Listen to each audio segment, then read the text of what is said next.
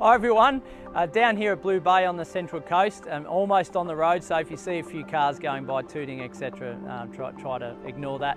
I wanted to talk to you guys today about ways that we can create equity in our portfolio. So first time investors or established investors, it applies to both of you. There's a saying in real estate that says we make our money on the way in and not on the way out, and that's definitely true. So I wanted to draw on that today.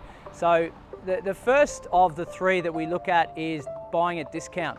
So what does buying at discount mean? Essentially it means buying below market value. So what the valuation is, not what the real estate agent assesses it as, or not what the vendor wants. It's actually buying below market value. So how do we do that? A couple of ways. Distressed sales are a good opportunity for investors, as is potentially buying private. So dealing straight with the vendor and you're not having other emotional buyers in there pushing the prices up for you. Right, so that's a good way to get some discount is dealing direct. The second part of it is market growth, where we see the general area or the suburb growing up over time. Right, now that is the most unpredictable to forecast, but most investors look for that. Right, so they buy something in the hope that it goes up in value. Right, so it's the most out of our control, but most of us try and capture as much of that as we can, right? Yes, it's important, but we want to be able to see the others as well, right?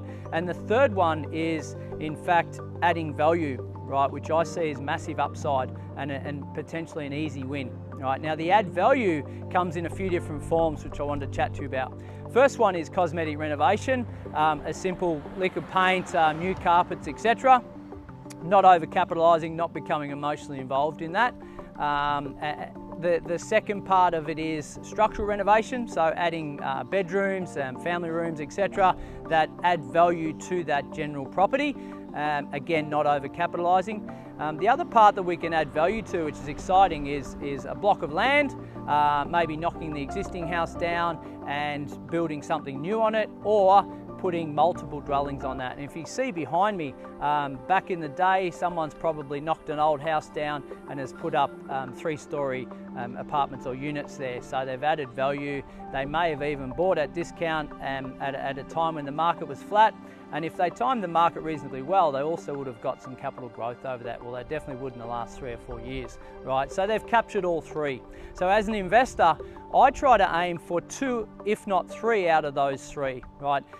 Most investors that I come across previously are just focusing on the capital growth and not the other 2 of discount and add value, right? So tip for today is try and identify 2, if not 3 out of those 3 when we're going to purchase our next property.